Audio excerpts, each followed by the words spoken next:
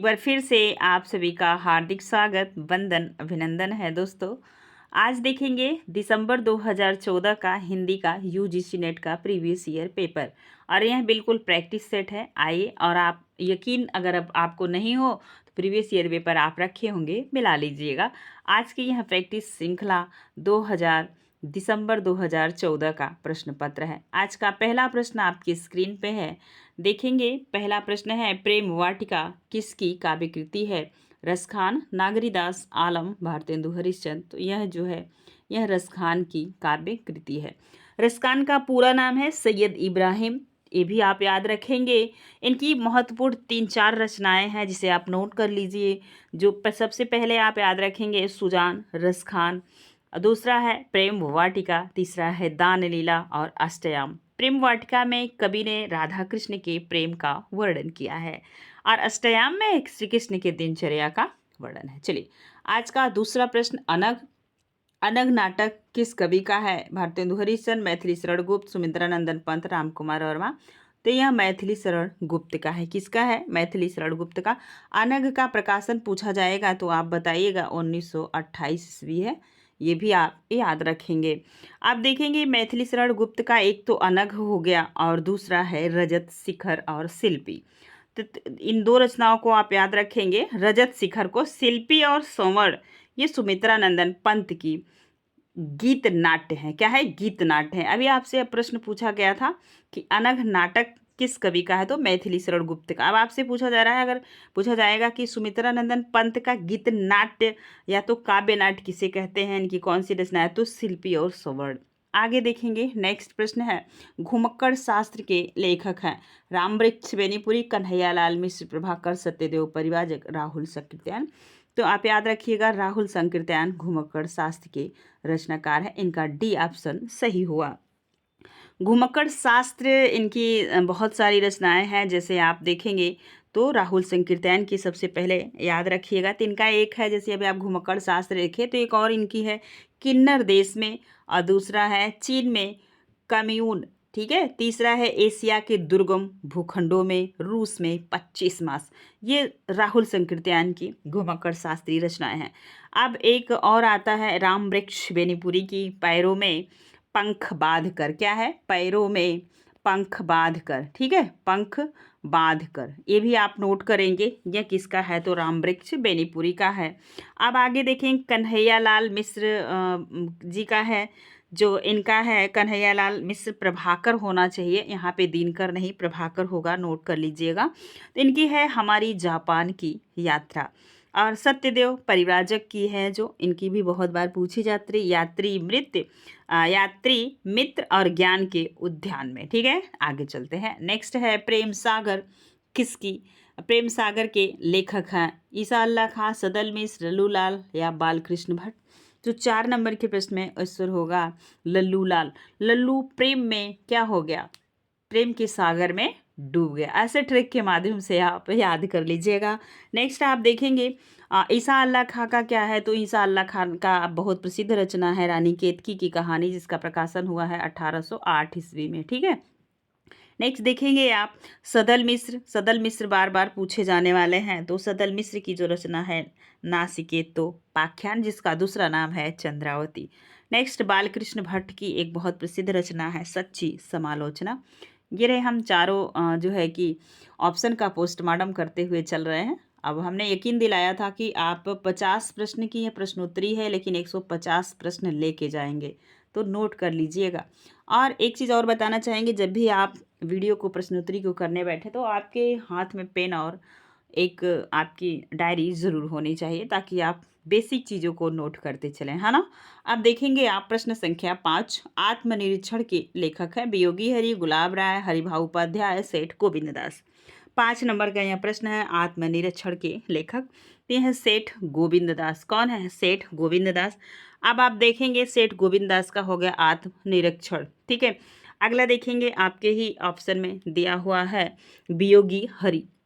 वियोगी हरि का है मेरी जीवन प्रवाह, जिसका प्रकाशन हुआ है 1948 ईस्वी में। कब हुआ है? तो 1948 ईस्वी में। अब आप देखेंगे आगे गुलाब राय। गुलाब राय को देखिए, इनका है मेरी असफलताएं, गुलाब राय का मेरी असफलताएं हैं, क्या है, मेरी असफलताएं, असफलताएं, ठीक है। आप देखेंगे मेरी असफलताएं गुलाब राय का, जिसका प्रकाशन हुआ है 1946 ईस्वी में। इसे ये भी आप नोट करके रखिएगा। अब आप देखेंगे अगला है जो है कि हरिभाऊ उपाध्याय। हरिभाऊ उपाध्याय के बहुत प्रसिद्ध रचना है साधना के पथ पर। क्या है, साधना के पथ पर, नोट कर लीजिएगा, साधना के पथ पर, ठीक है। एक इसका प्रकाशन कब हुआ है, तो 1946 ईस्वी में हुआ है। कब हुआ है, 1946 ईस्वी में। आप देखेंगे आगे अगला प्रश्न है 6 नंबर का। पृथ्वी प्रदक्षिणा के लेखक हैं। पृथ्वी प्रदक्षिणा के लेखक है मौलवी महेश प्रसाद, राहुल संकीर्तन, शिव प्रसाद गुप्त, सत्यदेव गोविंद दास। 6 नंबर के प्रश्न में आप याद रखिएगा, आंसर होगा सी, शिव प्रसाद गुप्त। अगला देखेंगे, आप देखेंगे राहुल संकीर्तन का है मेरी यूरोप यात्रा। क्या है, मेरी यूरोप यात्रा, जिसका प्रकाशन 1935 ईस्वी में हुआ है, ठीक। आगे चलें, आप देखेंगे आप महेश दत्त को, महेश जो है कि यहाँ पे देखेंगे ये है महेश प्रसाद जी हैं। महेश प्रसाद जी का है मेरी ईरान यात्रा, मेरी ईरान यात्रा, ठीक है। क्या है, ईरान यात्रा, जिसका प्रकाशन हुआ था 1930 ईस्वी में। कब हुआ था, 1930 ईस्वी में, नोट कर लीजिएगा। आगे देखेंगे आप जो है कि यूरोप की सुखद स्मृतियाँ, सत्यदेव परिव्राजक की है। सत्यदेव गोविंद दास है, लेकिन यहाँ पे होना चाहिए सत्यदेव परिव्राजक, ठीक है। यहाँ पे परिव्राजक होगा, नोट कर लीजिएगा। इनका क्या है, तो इनका है यूरोप की सुखद स्मृतियाँ। इसका प्रकाशन 1937 ईस्वी में हुआ है। आगे चलते हैं, 7 नंबर का प्रश्न है, ये रहा, इनमें से किस उपन्यास के लेखक अमृतलाल नागर नहीं है। सुहाग के नुपुर, मानस का हंस, भूले बिसरे चित्र, बूद ए हयात, बूद ए हयात। अब 7 नंबर के प्रश्न का आप सब उत्तर दीजिएगा। तो ये इनका नहीं है, तो ये है भूले बिसरे चित्र। भूले बिसरे चित्र आपसे पूछा जा सकता है किसका है, तो ये आप बताइएगा यह किसका है। तो भूले बिसरे चित्र भगवती चरण वर्मा का है। और भूले बिसरे चित्र का जो प्रकाशन हुआ है 1900, आप याद रखेंगे, ध्यान दीजिए। भूले बिसरे जो चित्र है, आंसर इसका सी होगा। अब आप याद रखिएगा, जो भूले बिसरे चित्र है इसका प्रकाशन वर्ष कब हुआ था, तो इसका प्रकाशन वर्ष हुआ था 1959 ईस्वी में, 59 में, ठीक है। और यह किसकी रचना है, भूले बिसरे चित्र भगवती चरण वर्मा का। बाकी ये सुहाग का नुपुर, मानस का हंस और ये बूद ए हयात, ये तीनों रचनाएं किसकी हैं, तो ये तीनों रचनाएं, बूद ए हयात नहीं है, बूद ए और समुद्र है, याद रखेंगे, बूद और समुद्र, ये तीनों किसकी हैं, तो अमृतलाल नागर की हैं। अगला प्रश्न, नेक्स्ट प्रश्न आप देखेंगे 8 नंबर का, आपके स्क्रीन पर निम्नलिखित में से कौन सा नाटक सुरेंद्र वर्मा का नहीं है, ये पूछा जा रहा है। एक दूनी एक, मादा कैप्टस, सेतुबंध, कैद ए हयात। 8 नंबर के प्रश्न में अभी आपने अगर ऊपर के प्रश्न को बहुत अच्छे से देखा होगा तो आप बहुत बढ़िया से समझ पाएंगे। निम्नलिखित में से कौन सा नाटक सुरेंद्र वर्मा का नहीं है, ये प्रश्न आपसे पूछा जा रहा है। तो याद रखिएगा, नहीं है तो मादा कैप्टस। अब ये प्रश्न बनेगा कि मादा कैप्टस किसका है, तो यह लक्ष्मी नारायण लाल का नाटक है। किसका है, लक्ष्मी नारायण लाल का नाटक है। अब अगला, ये तीनों इनके, एक दूनी एक, एक सिंधु और एक कैद ए हयात, ये तीनों किसका है, तो ये सुरेंद्र वर्मा का है। और ये नहीं है तो मादा कैप्टस नहीं है। कौन सा नहीं है, तो मादा कैप्टस। मादा कैप्टस किसका है, तो लक्ष्मी नारायण लाल का नाटक है। अगला प्रश्न 9 नंबर का आपके स्क्रीन पे है, निम्नलिखित में से कौन सा उपन्यास राहुल संकीर्तन का नहीं है। देख रहे हैं, नकारात्मक प्रश्न बहुत पूछे जा रहा है। सिंह सेनापति, जय योधे, देवोदास और व्यतीत। 9 नंबर के प्रश्न का उत्तर दीजिएगा। तो ये आप बताएंगे किसका है, तो ये देखेंगे व्यतीत। व्यतीत इनका नहीं है, राहुल संकीर्तन का नहीं है। अब प्रश्न बनेगा व्यतीत किसका है, तो यह जैनेन्द्र का है। किसका है, जैनेन्द्र जी का है, ठीक है। और इसका प्रकाशन कब हुआ है, तो यह 1953 ईस्वी में इसका प्रकाशन हुआ। अब आप नोट कर लीजिए, व्यतीत उपन्यास किसका है, तो यह जैनेन्द्र कुमार का है, जिसका प्रकाशन 1953 ईस्वी में हुआ है। अब आप देखेंगे जो है कि अगला प्रश्न, नेक्स्ट प्रश्न देखेंगे 10 नंबर का। कौन सा प्रश्न है, 10 नंबर का है ये रहा प्रश्न आपके बीच में। ज्ञान दूर कुछ क्रिया भिन्न है, इच्छा क्यों पूरी हो मन की, एक दूसरे से न मिल सके, यह विडम्बना है जीवन की। इस काव्य पंक्तियों के रचनाकार हैं जयशंकर प्रसाद, सुमित्रा नंदन पंत, अज्ञे, राम नरेश त्रिपाठी। 10 नंबर का आप लोग उत्तर दीजिएगा किसका है, यह आपको बताना है। तो यह है जयशंकर प्रसाद का। किसका है? जयशंकर प्रसाद का। ठीक है, आप आगे चलेंगे नेक्स्ट प्रश्न की तरफ। अगला प्रश्न आपके स्क्रीन पे कंठोष्ठ ध्वनि का उदाहरण है। कंठोष्ठ का मतलब होता है कंठ और ओठ से दोनों से बोले जाने वाला वह शब्द जिसकी ध्वनि है। तो औ, ए, क, त। अब आप बोलेंगे त तो दंत हो जाएगा। अब आप बताइएगा कि कौन सा है इसमें। 11 नंबर का प्रश्न, इजी प्रश्न है, समय न गंवाते हुए आप देखेंगे जो है आओ, ओठ भी मुड़ रहा है और कंठ से भी बोला जा रहा है। ये इसका उच्चारण स्थान कंठ होगा। ठीक है, और ऊ का उच्चारण स्थान क्या होगा? तो ऊ का अच्छा उच्चारण स्थान ऊ, कंठ, ओष्ठ। ठीक है, अब औ का उच्चारण स्थान एक होता है औ, क्या होता है आप याद रखेंगे, ओ होता है, एक औ होता है। दोनों का जो उच्चारण स्थान होगा वह क्या होगा? कंठ होगा। अब नेक्स्ट चलेंगे अगले प्रश्न की तरफ। अब जो ऐ है इसका दंत है ऐ, क्या है? कंठ तालु है। क्या है? कंठ तालु है। ठीक है, ये भी आप याद रखेंगे। और क का देखेंगे तो सिर्फ कंठ है क का। त का देखेंगे तो दंत है। क्या है? त का उच्चारण स्थान दंत है। चलिए अगले प्रश्न की तरफ देखेंगे। 11 नंबर का प्रश्न हो गया। अब आज का 12 नंबर का प्रश्न यहाँ पे है और इस प्रश्न का आप सभी उत्तर दीजिएगा। ये रहा 12 नंबर का प्रश्न। पश्चिमी हिंदी की दो बोलियों का सही युग्म कौन सा है? जो पश्चिमी हिंदी है उसकी दो बोलियों का सही युग्म आपको बताना है। तो आप देखेंगे कन्नौजी अवधी, पश्चिमी हिंदी अवधी तो इधर का क्षेत्र है, ब्रज बघेली, छत्तीसगढ़ी, बांगरू। अब आपको बताना है कि पश्चिमी हिंदी की दो बोलियों का बताना है। तो ये खड़ी बोली और बुंदेली होगी। ठीक है, नेक्स्ट अगला प्रश्न आपके स्क्रीन पे 13 नंबर का। शब्द जब वाक्य में प्रयुक्त होने की योग्यता प्राप्त करता है तो उसे क्या कहते हैं? वाक्य, ध्वनि, पद या समास। 13 नंबर के प्रश्न का आप सभी उत्तर देंगे। तो यह क्या हो जाएगा? तो यह क्या हो जाएगा? पद हो जाएगा। क्या हो जाएगा? पद हो जाएगा। भाषा की एक प्रश्न और बनता है कि भाषा की लघुत्तम इकाई क्या है? तो ध्वनि है। भाषा की लघुत्तम इकाई अगर पूछा जाएगा, भाषा की लघुत्तम इकाई क्या है? तो क्या हो जाएगा? ध्वनि हो जाएगा। ध्वनि। ठीक है, लघुत्तम इकाई। अगला प्रश्न है, नेक्स्ट प्रश्न आगे चलेंगे। आप देखेंगे आप अगला प्रश्न, ये रहा अर्धमागधी अपभ्रंश से विकसित बोली है। अर्धमागधी तो ये बताना है कि विकसित बोली है बांगरू, बघेली, ब्रजभाषा या भोजपुरी। 14 नंबर के प्रश्न का उत्तर दीजिएगा तो बघेली है। क्या है? आपका बी ऑप्शन सही होगा। अब भोजपुरी में क्या क्या आता है? तो भोजपुरी में मागधी और अपभ्रंश से विकसित होती है भोजपुरी। ठीक है, अर्धमागधी आपसे पूछी जा रही है। आगे चलेंगे, नेक्स्ट प्रश्न है अगला प्रश्न, भाषा काव्य संग्रह किसकी कृति है? ये प्रश्न बताना है। महेश दत्त शुक्ल, रामचंद्र शुक्ल, देवी दत्त शुक्ल, श्याम बिहारी मिश्र। 15 नंबर का प्रश्न मज़ेदार प्रश्न है, याद रखिएगा। तो भाषा और संग्रह किसकी कृति है? तो यह महेश दत्त शुक्ल की है। किसकी है? महेश दत्त शुक्ल की है। अब आपसे पूछा जाता है कि इसका प्रकाशन कब हुआ था भाषा काव्य संग्रह का? तो 1873 ईस्वी में हुआ था। कब हुआ था? 1873 ईस्वी में। और हिंदी साहित्य के इतिहास से संबंधित यह रचना है। नेक्स्ट चले अगला प्रश्न है, वल्लभाचार्य का वेदांत सूत्र पर लिखा गया प्रसिद्ध ग्रंथ है। पुष्टि मार्ग रहस्य, आनंद भाष्य, अणु भाष्य, सृष्टि रहस्य। कई बार यह पूछा जाता है। यह सी ऑप्शन आपका सही होगा। प्रीवियस ईयर पेपर है, आप लगाए भी होंगे। अब आपको ध्यान देना है अगले प्रश्न की तरफ। यह प्रश्न है कहाँ से लिया गया, यही आपसे पूछा जा रहा है। पानी परात को हाथ छुयो नहीं, नैनन के जल सो पग धोयो। यह नरोत्तम दास की रचना है। अभी आप जब सीबीएसई में देखेंगे ना तो एनसीईआरटी के पाठ्यक्रम में भी लगी हुई यह रचना नरोत्तम दास क्या है, आप देखिएगा। नेक्स्ट जो है कि ये नरोत्तम दास की रचना है। आपका डी ऑप्शन सही हुआ। कौन सा ऑप्शन सही हुआ? डी ऑप्शन सही हुआ। सूरदास की एक बहुत प्रसिद्ध पंक्ति पूछी जाती है, मेरे नैनन बिरह की बेल बई। और आप देखेंगे गंग का एक बहुत प्रसिद्ध पंक्ति पूछा जाता है, कबहु न भणुआ रंग चढ़े, कबहु न बाजी बंग। ठीक है, नेक्स्ट आगे चलते हैं। तुलसीदास के गुरु थे रामानंद, हनुमत शास्त्री, कुंवर नारायण, ज्ञानपति।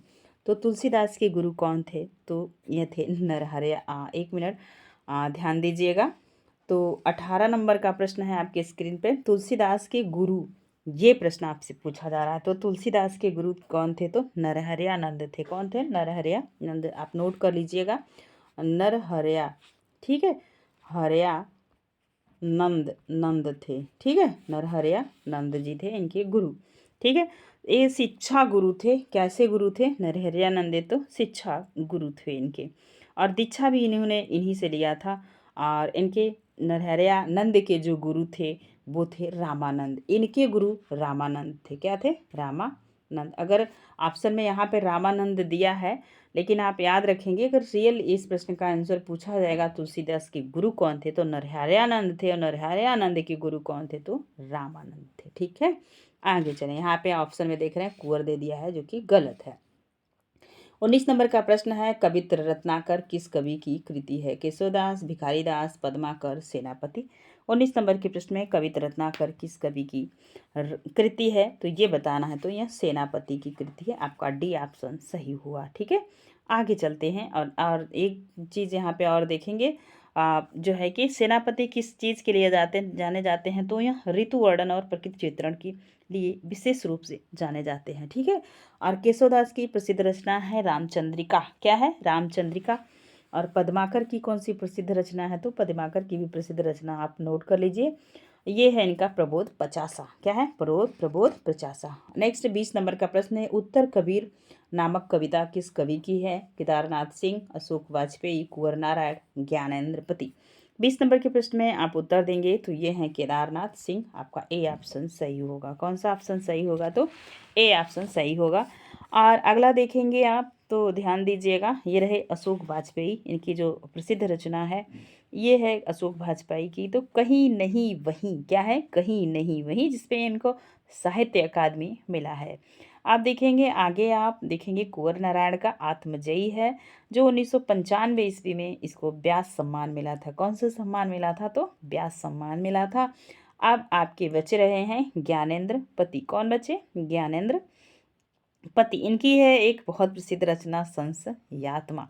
इसमें साहित्य अकादमी 2006 में मिला था, ठीक है। आगे चलते हैं। नेक्स्ट प्रश्न है 21 नंबर का। ये रहा आपके स्क्रीन पे, और आप थोड़ा सा ध्यान देखिए, प्रश्न बड़ा है, उत्तर देने का प्रयास करिए। प्रकाशन वर्ष के अनुसार निम्नलिखित जीवनियों का सही अनुक्रम क्या है?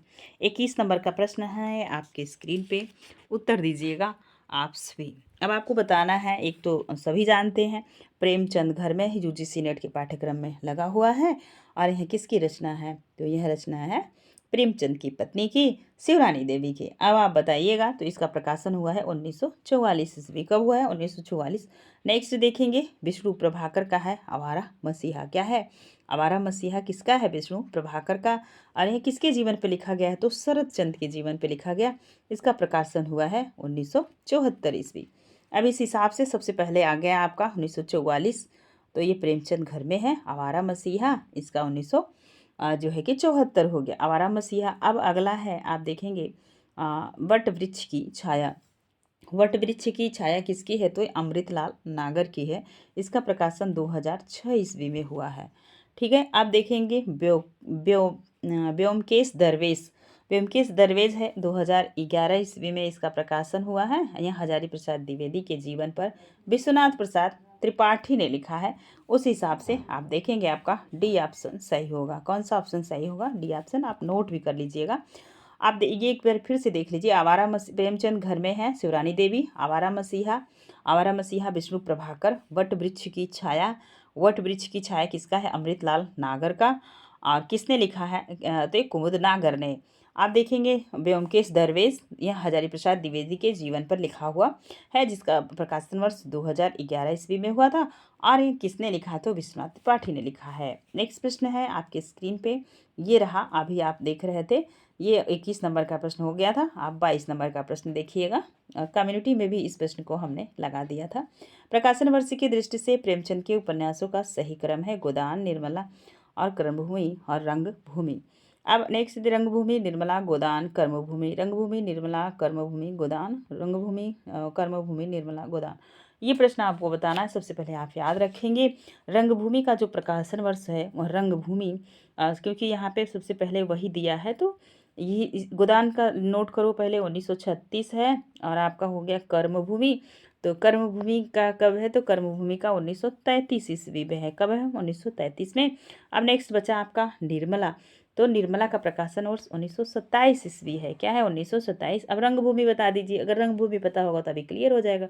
रंगभूमि का 1925 ईस्वी है। कब है, तो देख रहे हैं 25, 27, 33, 36। तो इस हिसाब से ऑप्शन आपका सी सही होगा। क्या सही होगा, सी सही होगा। 25 और निर्मला 27, कर्मभूमि 33, गोदान 36। ठीक है, तो ये सी ऑप्शन आपका सही हुआ। अगला प्रश्न देखेंगे, ये रहा 23 नंबर का प्रश्न। यही सब प्रश्न हैं जो बहुत ही टफ माने जाते हैं यूजीसी नेट की परीक्षा में, और ध्यान दीजिए आप सभी। ये रहा 23 नंबर का प्रश्न। सबसे पहले आप देखेंगे क्या करना है कि अमृतलाल नागर के उपन्यासों का सही क्रम बताना है। तो ये सबको पता है, यह जो है कि सूरदास के जीवन पे है, मानस का हंस तुलसीदास के जीवन पे है।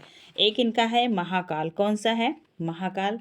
तो महाकाल बताइए आप सभी। इसके बाद आपको बुध और समुद्र बताना है। कैसा कौन सा बताना है, बुध और समुद्र। तो दो तो आप सभी जानते हैं, खंजन नयन। सबसे पहले हम देखेंगे महाकाल। अब प्रकाशन देखिएगा, तो महाकाल का जो प्रकाशन हुआ है 1947 ईस्वी में हुआ है। कब हुआ है, 1947 में। बुध और समुद्र का जो प्रकाशन हुआ 1956 ईस्वी में हुआ है। अब बचा मानस का हंस। मानस का हंस का प्रकाशन 1972 ईस्वी हुआ है।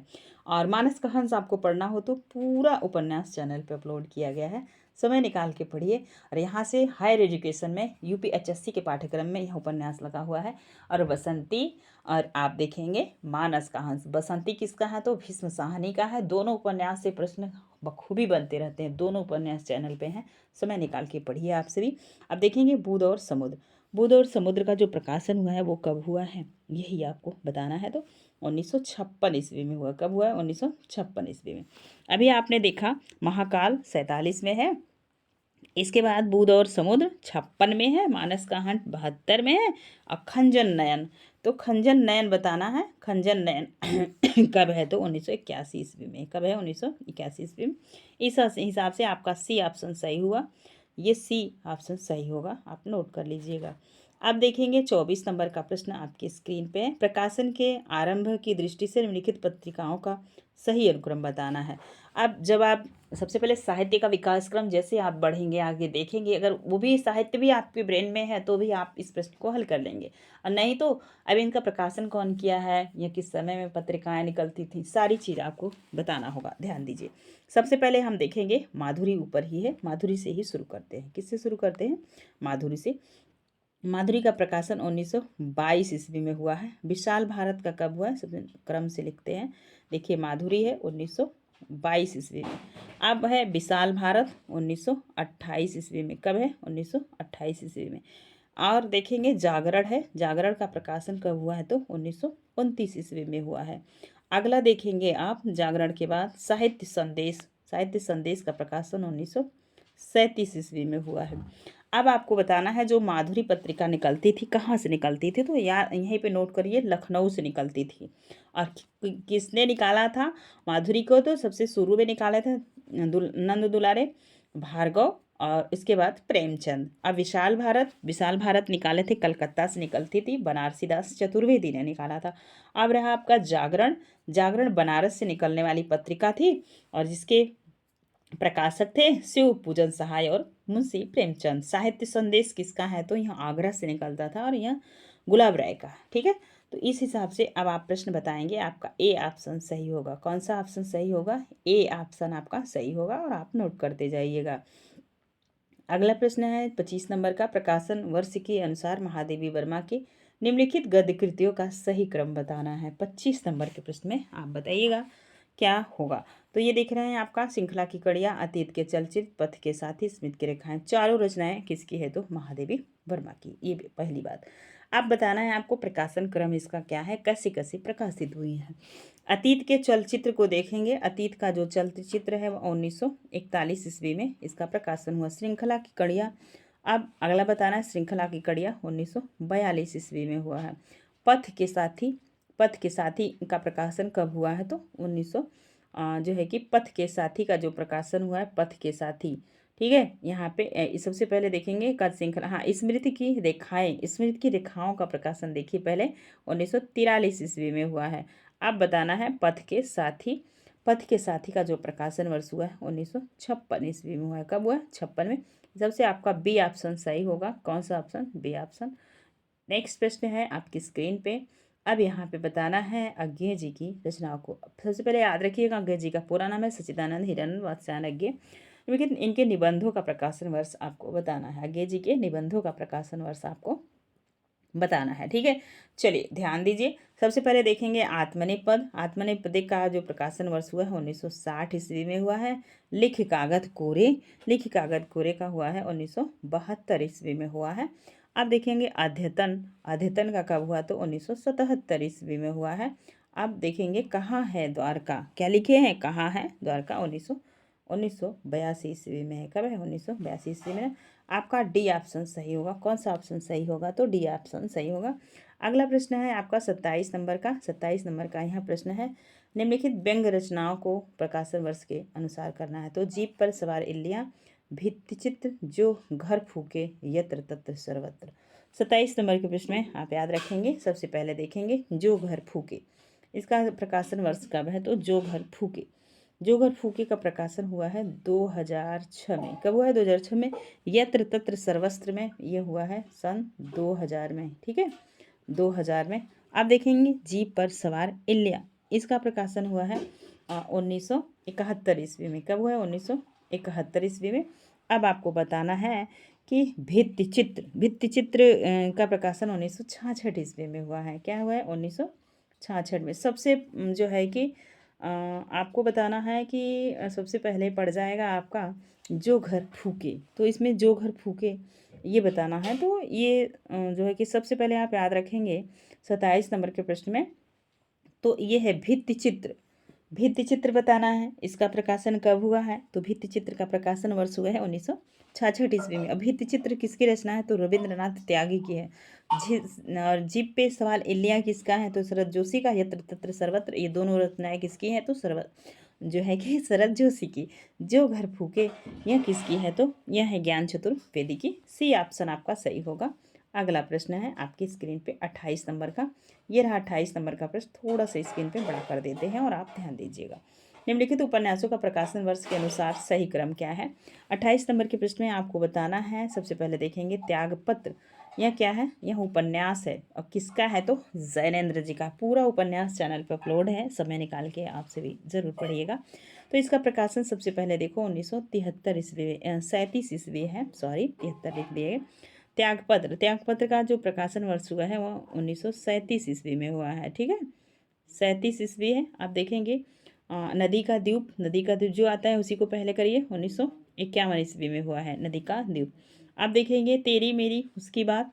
तो तेरी मेरी उसकी बात का जो है 1974 ईस्वी में हुआ है। अब देखेंगे खंजर नयन। अभी ऊपर आपने देखा खंजर नयन का प्रकाशन 1981 ईस्वी में हुआ था। कब हुआ था? 1981 में।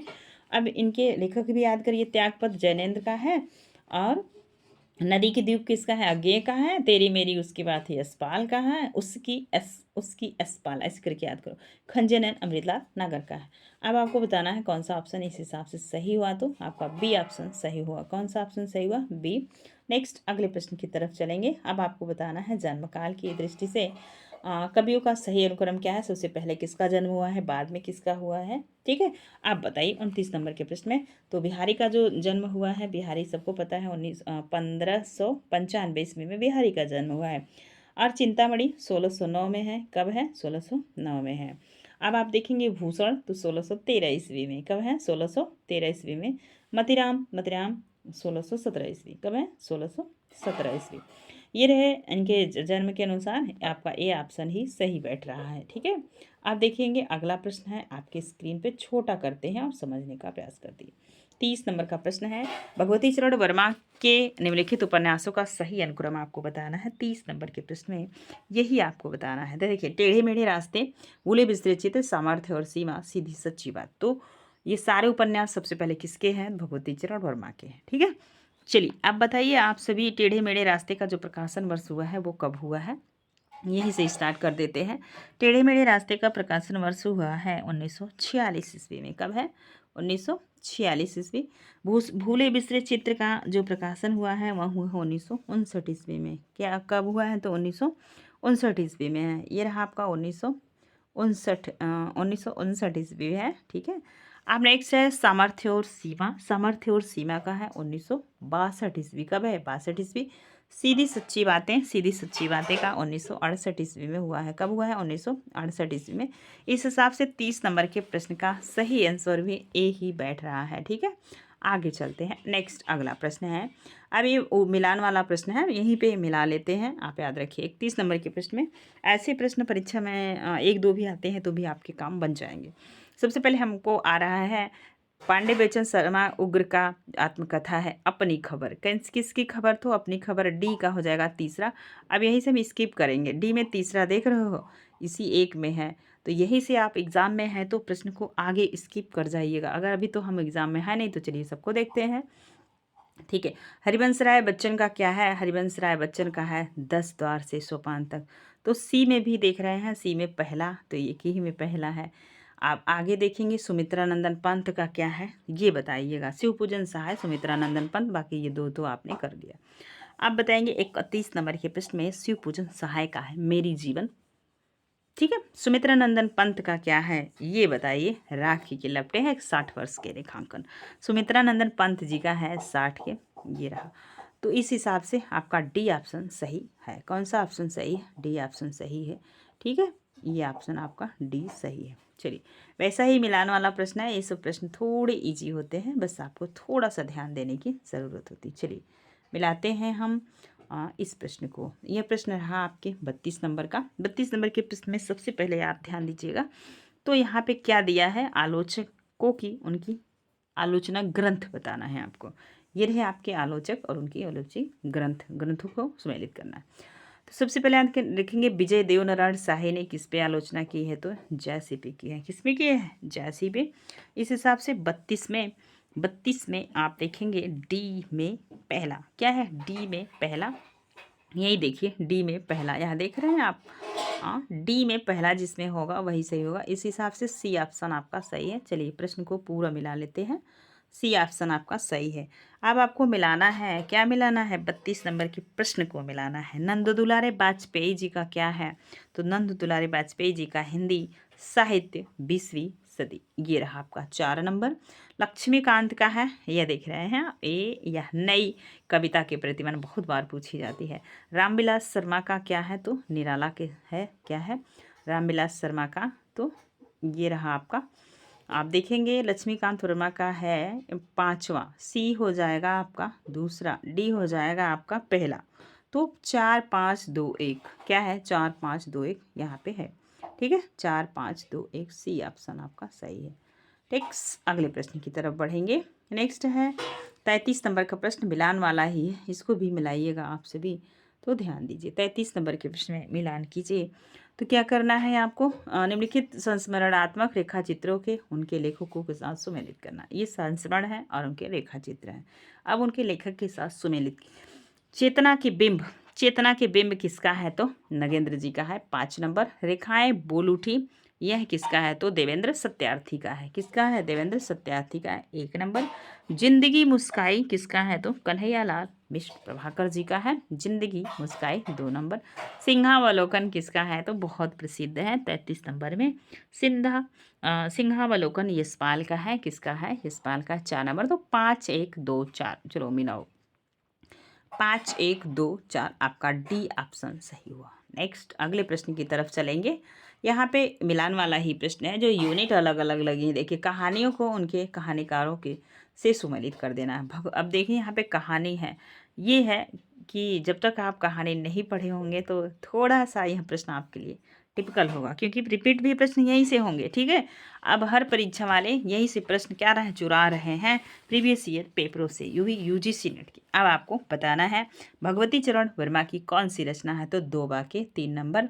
इलाचंद जोशी का क्या है? तो दिवाली और होली। किसका है? इलाचंद जोशी जी का 5 नंबर। यशपाल का क्या है?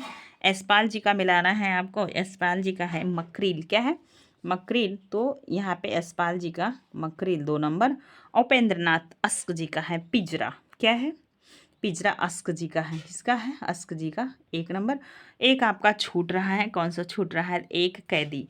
ये पूछा जा सकता है किसकी रचना है, तो एक कैदी जैनेंद्र की। किसकी है? जैनेंद्र जी की है एक कैदी। तो अब आप बताएंगे 3 5 2 1। चलिए मिला दीजिए, 3 5 2 1। ये रहा आपका एक ऑप्शन सही है, ए ऑप्शन सही है। नेक्स्ट 35 नंबर का प्रश्न आपकी स्क्रीन पे है और आपको बताना है, आंसर देना है। ये रहा 35 नंबर का प्रश्न, कुछ वैसे ही है। अभी कहानी से, इसके बाद आत्मकथा से, फिर कहानी से। अब आपको देखना है उपन्यासकार को उनके उपन्यासों से सुमेलित करना। देखिए निम्नलिखित उपन्यासकारों को उनके उपन्यासों से सुमेलित कीजिए। अब आपको बताना है श्रद्धाराम फैलोरी का क्या है, निसहाय हिंदू है, चंद्रकांता है, क्या है बताइए। ये है राधा कृष्ण दास जी का क्या है, तो निसहाय हिंदू है 5 नंबर। और किशोरी लाल गोस्वामी का है क्या है, तो तारा है, मतलब 1 नंबर। और देवकी नंदन खत्री जी का क्या है, तो खत्री जी का चंद्रकांता है 3 नंबर। और श्रद्धाराम फैलोरी जी का क्या है, तो यह है भाग्यवती, क्या है 4 नंबर। कैसा बचा, तो ये 4 नंबर हो गया। अब आप मिलाइए कौन सा आपका प्रश्न सही बैठ रहा है, यही आपको बताना है। तो आप ध्यान देंगे, यहाँ पे आपका बी ऑप्शन सही हुआ, आपने मिलान कर लिया। नेक्स्ट प्रश्न है आपकी स्क्रीन पे 36 नंबर का। 36 नंबर के प्रश्न में भी आपको मिलान करना है। क्या करना है, अब उपन्यास से था, अब यहाँ नाटक से मिलान कर रहा है। निम्नलिखित नाटकों को उनके नाटककारों के साथ सुमेलित कीजिए। भारतेंदु हरिश्चंद्र का अंधेर नगरी 3 नंबर। राधाचरण गोस्वामी का है, ये बताना है आपको। राधाचरण गोस्वामी जी का है अमर सिंह राठौर, क्या है अमर सिंह राठौर, मतलब 4 नंबर। प्रताप नारायण मिश्र जी का क्या है, तो प्रताप नारायण मिश्र जी का है संगीत शाकुंतला, शकुंतलम, ठीक है, प्रताप नारायण मिश्र, तो 2 नंबर। बालकृष्ण भट्ट जी का क्या है, तो बालकृष्ण भट्ट जी का आपको बताना है, ये है नल दमयंती, क्या है नल दमयंती 5 नंबर। अभी आप देख रहे होंगे राधा कृष्ण दास जी का एक छूट रहा है, महारानी पद्मावती, इसे भी आप नोट करो किसका है, तो यह है राधा कृष्ण दास जी का, जिसका प्रकाशन 1882 ईस्वी में हुआ है। अब आपको मिलाना है 3 4 2 5, ठीक है, 3 4 2 5, ये रहा आपका 3 4 2 5, डी ऑप्शन सही है। नेक्स्ट 37 नंबर का प्रश्न है। अब आपको यहाँ से कृतियाँ को मिलान करना है, ठीक है। निम्नलिखित कृतियों को उनकी रचनाओं के साथ सुमेलित कीजिए। तो यहाँ पे मिलाना है आत्मा की आंखें, काठ का सपना, समय और हम, मिलन यामिनी। हो सकता है यह प्रश्न आपके लिए नया हो, तो ध्यान दीजिए। आत्मा की आंखें किसकी है, तो दिनकर की है। किसकी है, दिनकर की 3 नंबर। काठ का सपना किसका है, तो काठ का सपना है मुक्ति बोध जी का, तो 2 नंबर। First number 1 number. समय और हम किसका है, तो यह है जैनेंद्र जी का। किसका है, जैनेंद्र जी का। मिलय यामिनी, तो ये आप पढ़ते ही समझ गए, हरिवंश राय बच्चन का है। आप बचे नगेंद्र की है आलोचक की आस्था, क्या है आलोचक की आस्था, तो 3 1 4, 3 1 4। यहाँ पे ये देखो आपका सी ऑप्शन सही हुआ। कौन सा सही हुआ, सी ऑप्शन सही हुआ। नेक्स्ट अगला प्रश्न मिलान वाला ही है। यहाँ पे क्या करना है, रचना है, उनके जो है कि प्रकाशन वर्ष को मिलान करना है, ठीक है, संग्रहों को उनके प्रकाशन वर्ष के साथ सुमेलित कीजिए। 38 नंबर का प्रश्न है आपके स्क्रीन पर, ध्यान दीजिए। तो ये मिलान करना है। पल्लव का प्रकाशन कब हुआ है, तो 1926 ईस्वी। कब हुआ है, 1900, ये रहा 26 ईस्वी, 4 नंबर। वीडा का प्रकाशन कब हुआ है, तो 27 में हुआ है, ये रहा 1 नंबर। गुंजन का प्रकाशन कब हुआ है, तो 32 में हुआ है। कब हुआ है, 32 में, 2 नंबर। स्वर्ण किरण का जो प्रकाशन वर्ष हुआ है वो कब हुआ है, और इसके पहले देखेंगे स्वर्ण किरण का प्रकाशन वर्ष हुआ है, ये बताओ 1947 ईस्वी। 47 कहाँ है स्वर्ण किरण का, ये रहा 5 नंबर। तो 4 1 2 5 कौन सा है, 4 1 2 5, यहाँ पे देख रहे हो आपका बी ऑप्शन सही हुआ। कौन सा ऑप्शन सही हुआ, बी ऑप्शन सही हुआ। अगला प्रश्न है आपकी स्क्रीन पे। अब यहाँ से देख रहे हैं हर क्षेत्र, कोई क्षेत्र छूट नहीं रहा है। आपको उम्मीद होगी कि वीडियो पसंद भी आ रहा होगा। अगर वीडियो पसंद आए तो प्लीज़ लाइक शेयर कमेंट ज़रूर कीजिएगा, बहुत मेहनत लगती है ना। चलिए ध्यान दीजिए। ये रहा 39 नंबर का प्रश्न है। आदम कदम्बनी का मिर्ज़ापुर से प्रकाशन होता था, 3 नंबर। अब बताओ सभी लोग फटाफट, थोड़ा आप लोग भी बताओ। बी नंबर, ब्राह्मण का कहाँ से होता था, तो कानपुर से होता था, ब्राह्मण कानपुर से, 1 नंबर।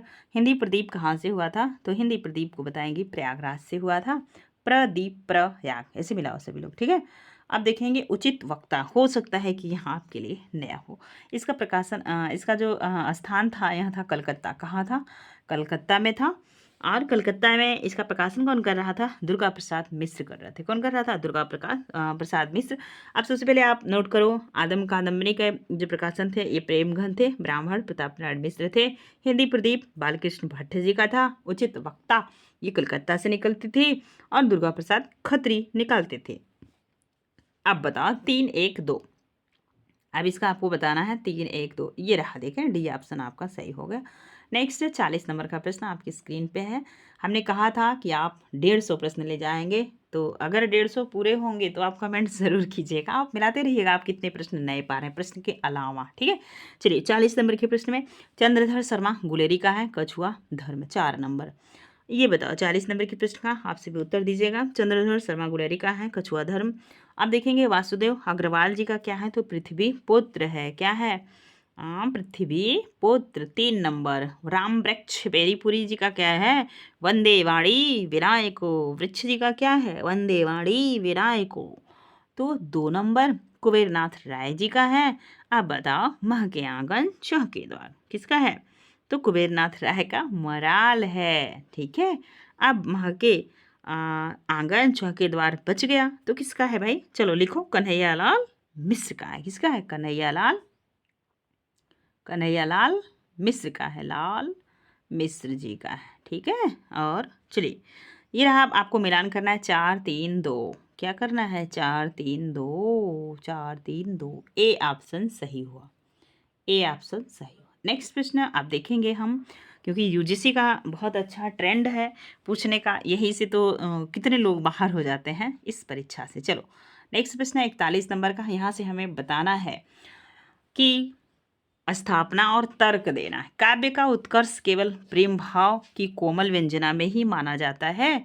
अब सोचो सभी लोग, क्या ऐसा है कि सिर्फ प्रेम भाव की कोमल व्यंजना में ही काव्य माना जाता है? काव्य हजारी प्रसाद द्विवेदी ने कहा ना कि जब आपका रीतिकाल था तो रीतिकाल में इन्होंने यही कहा कि सिर्फ नारी के इर्द गिर्द घूमते रहोगे, चींटी से लेके हाथी तक और धरती से लेके आकाश तक की चीज़ें हैं कविता बनाने के लिए। और उन्होंने जोर दे के कहा भी था कि किसी भी चीज़ में काव्य रचना हो सकती है, तो अलग अलग क्षेत्र में रचनाएं होना शुरू कर दी। तो ये सही है, बिल्कुल गलत है। चलो, क्रोध जैसे उग्र एवं प्रचंड भाव के विधान के साथ साथ करुणा भाव की अभिव्यक्ति से काव्य में पूर्ण सौंदर्य का साक्षात्कार होते हैं। बी बताना है आपको। तो ये सही बात है, होता है। तो इस हिसाब से ए गलत और आर सही है। क्या है? ए गलत और आर सही है, देख पा रहे होंगे आप, इसका बी ऑप्शन सही होगा। नेक्स्ट प्रश्न आपके स्क्रीन पे है 42 नंबर का। भूमंडली कर्ण ने जन की पुरानी धारणा बदल कर रख दी है, उसने जन को मास में बदल दिया। अब बताओ 42 नंबर का प्रश्न बताइएगा आप सभी। और ये सबको पता है, भूमंडलीकरण हुआ, जन की पुरानी धारणा बदल दी गई, बिल्कुल। जहाँ गांव थे वहाँ शहर बने, और जहाँ नदियाँ थी पहाड़ थे, सब में परिवर्तन हुआ है, जन को मास में बदल दिया। ये बात बिल्कुल ठीक बैठ रही है, ठीक है। चलो 42 नंबर में ए आपका लगभग सही है। अब आप बी को पढ़ते हैं, तो बी को पढ़िए। मास से जो है कि जन की पहली जो बनाई गई, बदल दिया गया, इसमें लोग क्या किए, बाजारीकरण होने लगा ना, उत्पादन, बाजार, बहुत सारी चीज़ें होने लगी। अब देखेंगे, अब बी को पढ़ेंगे तब समझ में आएगा। तर्क को पढ़ो। क्योंकि भूमंडलीकरण के मास में वही लोग शामिल हैं जिनके पास क्रय शक्ति है और जो जनसंचार साधनों के उपयोग करते। मास मीडिया से लीजिएगा, यहाँ शरीर के मांस से नहीं, मास मीडिया से। ध्यान दीजिए 42 नंबर के प्रश्न में आप सभी को पता है दोनों बातें लगभग सही हैं। क्या है? सही है। क्योंकि भूमंडलीकरण के मास में वही लोग शामिल हैं जिनके पास क्रय शक्ति है और जो जनसंचार माध्यमों को में दक्ष हैं, ठीक है। वही तो चल पा रहे हैं, जैसे हम लोग हैं तो उतना नहीं हो पा रहे हैं, तो ये है। और जो लोग बढ़िया से टेक्नोलॉजी में माहिर हैं वो अच्छे से अपना बिल्कुल हर चीज़ कर पा रहे हैं ना। तो ध्यान दीजिए, हिंदी वालों को भी कंप्यूटर वगैरह सीखना ज़रूरी होता है, ठीक है।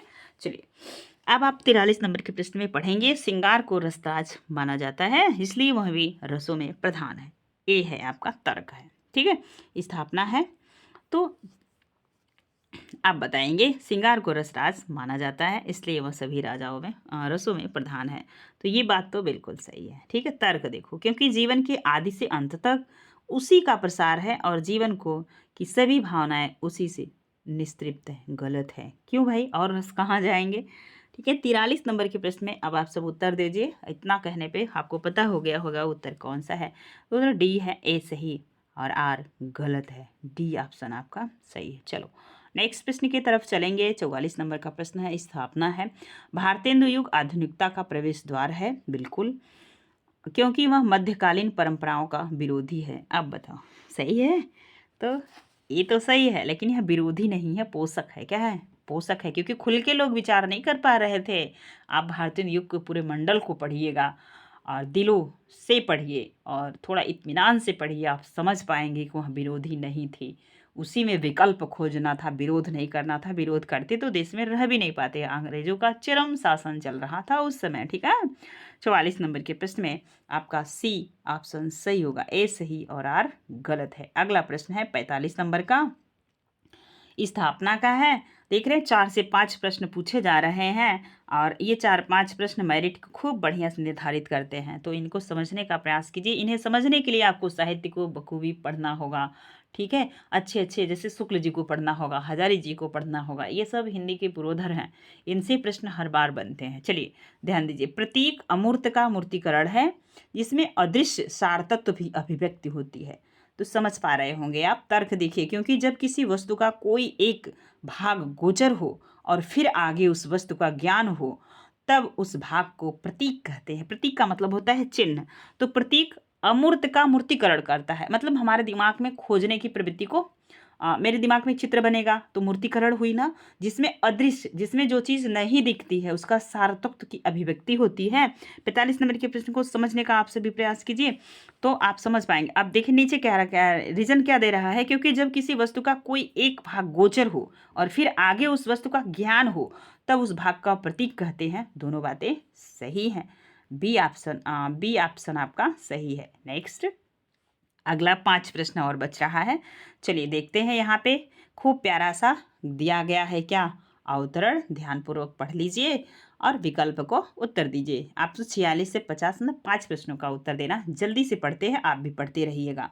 यूरोप और अमेरिका जो आधुनिकता यूरोप और अमेरिका में जो आधुनिकता फैली है, उसका असली कारण वैज्ञानिक दृष्टिकोण है। कैसा दृष्टिकोण है? वैज्ञानिक दृष्टिकोण है की प्राथमिकता और प्राबल्य है। यह दृष्टि उद्योग और टेक्नोलॉजी से नहीं उत्पन्न हुई, बल्कि टेक्नोलॉजी और उद्योग ही इस दृष्टि के परिणाम है। यूरोप और अमेरिका, अमेरिका नहीं अमेरिका होगा, अमेरिका का सबसे बड़ा लक्षण वैज्ञानिक दृष्टि है। निष्ठुर होकर सत्य को खोजने की व्याकुलता है और इस खोज के क्रम में श्रद्धा, विश्वास, परंपरा और धर्म किसी भी बाधा को बुद्धि स्वीकार करने को तैयार नहीं। आधुनिक मनुष्य के बारे में सामान्य कल्पना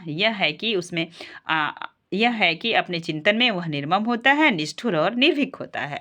जो बात बुद्धि की पकड़ में नहीं आ सकती, उसे वह त्रिकाल में भी स्वीकार नहीं करेगा, और जो बातें बुद्धि से सही दिखाई देती हैं उनकी वह खुली घोषणा करेगा, चाहे वे धर्म हो, चाहे वो धर्म के विरुद्ध पड़ती हो, नैतिकता के खिलाफ जाती हो, अथवा उनसे मानवता का चिरपोषित विश्वास खंड खंड हो जाता है।